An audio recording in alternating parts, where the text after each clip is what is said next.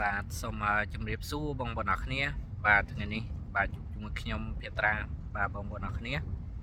ហើយថ្ងៃនេះបាទខ្ញុំមកនិយាយអំពីបញ្ហាជំងឺខូចតម្រងនោមបាទបងប្អូនអរគ្នាអឺមានបងប្អូនខ្លះបាទគាត់តែយកច្រឡំថាជំងឺខូចតម្រងនោមហើយនឹងជំងឺខូចក្រលៀនវាខុសគ្នាបាទហ្នឹងហើយជំងឺខូចតម្រងនោមហើយនឹងគេហៅថាខូចក្រលៀនបាទជាភាសាហ្នឹងយើងស្ដាប់មើលទៅវាខុសគ្នាបាទតែវាដូចតែគ្នាទេបងប្អូនអរគ្នាបាទអត់ខុសគ្នាទេហើយបច្ចុប្បន្ននេះជំងឺខូចតម្រងនោមហ្នឹងគេមានការលាងឈាមបាទអញ្ចឹង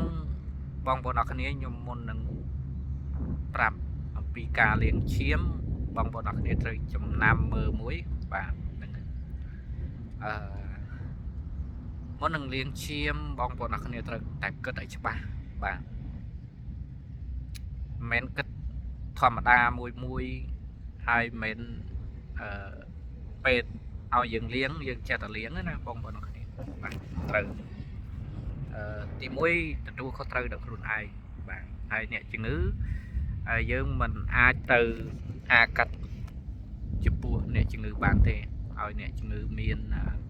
គេហៅថាភាពទទួលខុសត្រូវសិនបាទព្រោះអាការលាងឈាមហ្នឹងបាទគឺលាងមួយជីវិតបាទបើសិនជាมันផ្លាស់ប្ដូរតម្រងនោមគេហៅថាมันផ្លាស់ប្ដូរកលៀនហ្នឹងទេបាទគឺយើងនឹងបន្តការលាងឈាមជារៀងរហូតបាទអញ្ចឹងការលាងឈាមហ្នឹងវាស្រួលអត់បាទការលាងឈាមអត់ស្រួលទេបងប្អូនអរគ្នាបាទមានអ្នកខ្លះមួយអាទិត្យ2 ដងបាទមានអ្នកខ្លះមួយអាទិត្យ1 ដងបាទមានអ្នកខ្លះមួយអាទិត្យ3 ដងបាទភាគច្រើនមួយអាទិត្យ2 ដងបាទលាងឈាមមួយអាទិត្យ2 ដងហើយ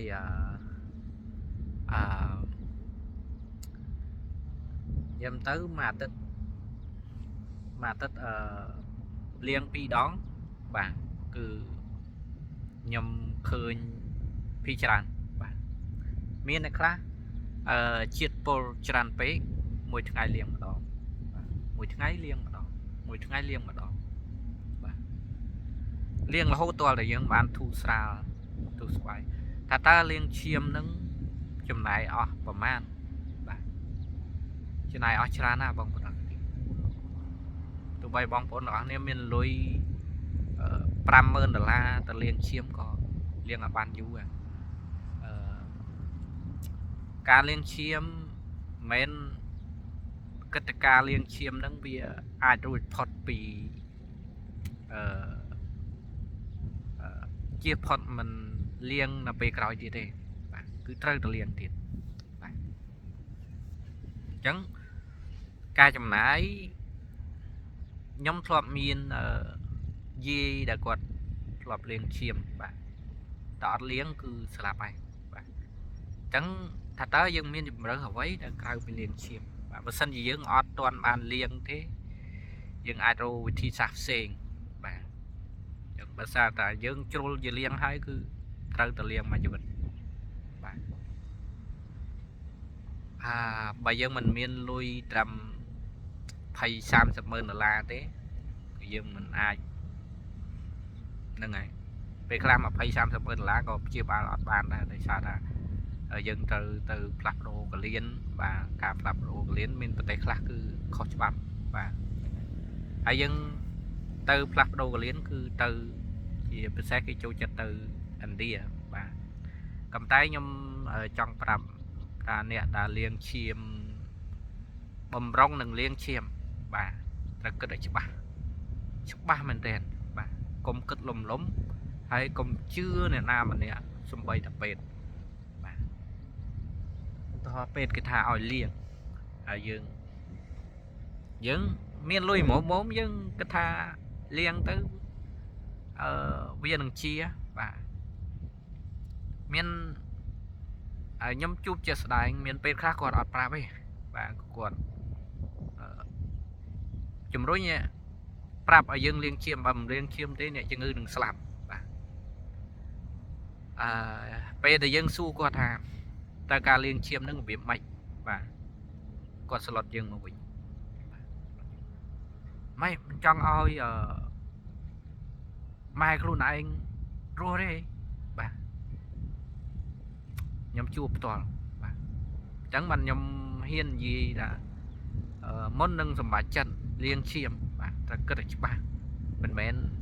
ទៅតាមអ្វីដែលពេទ្យនិយាយបាទលាងឈាមវាមានផលរបស់វានៅពេលក្រោយបាទផលបាក់ច្រើនជាងផលល្អបាទផលបាក់ហ្នឹងគឺលុយបាទជាជនខ្មែរយើងមិនសូវសម្បូរលុយទេបងប្អូនអរគ្នាខ្ញុំលាងឲ្យយីរបស់ខ្ញុំលាងអស់លុយអស់ថាបការហើយអស់ថាបការគឺអស់ជីវិតបាទខ្ញុំព្យាយាមអស់ពីលទ្ធភាព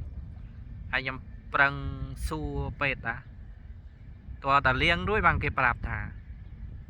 តាលាងហើយលាងមកជីវិតខ្ញុំអស់សង្ឃឹមមិនលេងបើដឹងថាខ្ញុំត្រូវលាងឈាមហើយលាងមកជីវិតយីរបស់ខ្ញុំត្រូវលាងឈាមហើយលាងមកជីវិត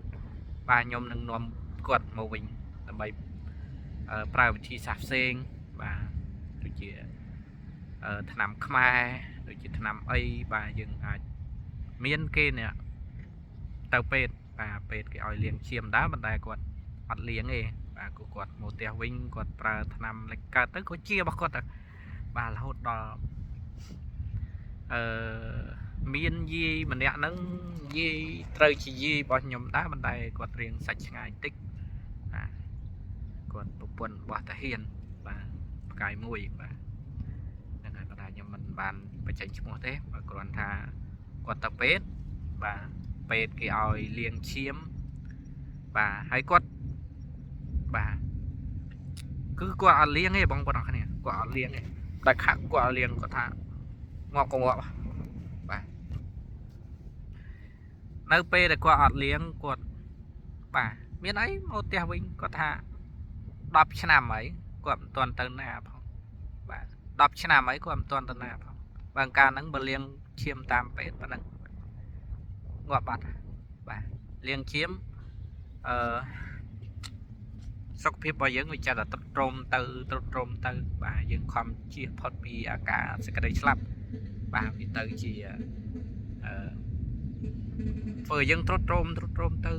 ទៅវាអាចធ្វើយើងស្លាប់ដូចគ្នាបាទលាងឈាមហ្នឹងវាមិនជៀសផុតទេបាទគ្រាន់តែថាជួយពជាពេលវេលារបស់យើងបាទបើយើងមានលុយគឺយើងអាចពជាបានហ្នឹងតែយើងមិនមានលុយទេបាទស្លាប់ទៅហ្នឹងហើយមិនថាខ្ញុំមកចែករំលែកថាការលាងឈាមនឹងវាបាច់បាទអញ្ចឹងបងប្អូនអរគ្នាឃើញហើយថាមានបងថាគាត់នោមញឹកនោមអីអាការៈមើលទៅដូចអ្នកខូចកលៀនអញ្ចឹងបាទអញ្ចឹងបើអាការៈរៀងដូចអ្នកខូចកលៀនបងប្អូនអរគ្នាត្រូវចាំមួយថា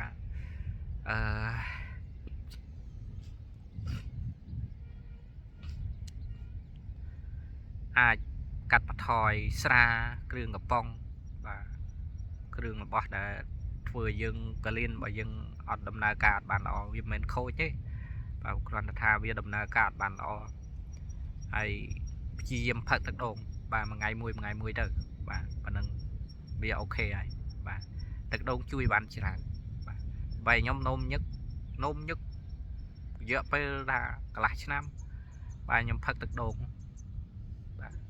ខ្ញុំផឹកទឹកដូងមួយថ្ងៃមួយខែខ្ញុំបាត់នោមញឹកបាទមកដល់សប្តាហ៍ថ្ងៃហ្នឹងខ្ញុំអត់នោមញឹកទេបាទធម្មតាមកវិញបាទខ្ញុំប្រើថ្នាំពេទ្យប្រើច្រើនណាស់ពេលខ្ញុំ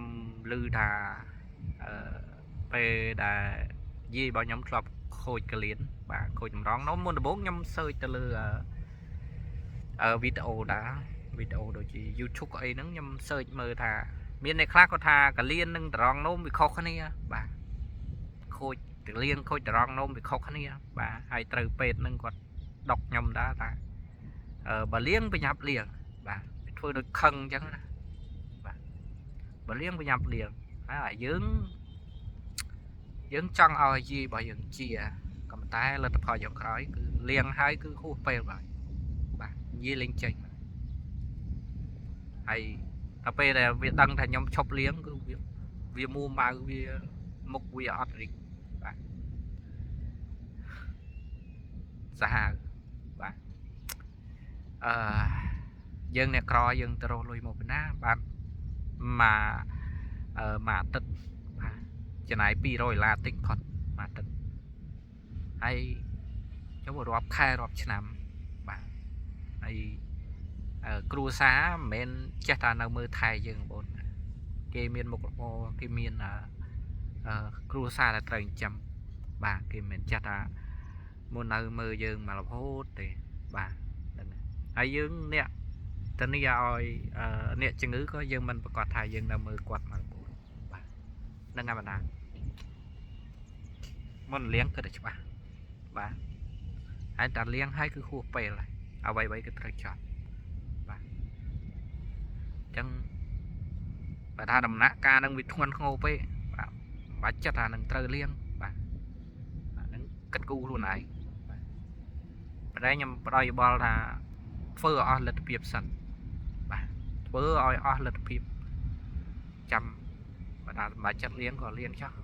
bà tay tự tu có trời bà tự lưu cho mình hãy dân công chùm roi đà nè chùm ngữ xế ngay dân xế bà dân nè tu kho trừ xì nhê tu kho trừ chùm bùa nè chùm ngữ bà tại dân ở ban xoay vô thà liên chiêm nó bị mày ở miền lui liên mà oi quạt on bà mến chết thì xì nhê hay xì nhê tu kho trừ đâu về vô tờ liếng cứ biết hút về bạn nè chùm ngữ về khá còn phong chứ có đặt ban cất ấy tràn này có ban cất ấy bên ngày bà với on miền lăng nên không cả cất chẳng là dương này chia dương thật được kịch phải đặt đo ở bên này và mình sẽ từ tạp về để ok nhóm miền đã bắt đăng ai xâmรับcả chim ngư khôi tầm đoàn nộp và nhóm nâng chạm lấy chim ngư nâng chưa riêng đoàn này và thầy nhóm chọn ở bọn bộ nọc này xoay vô là men tiền và pi chim ngư nâng và rồi vì xả ha vì cú thân lạc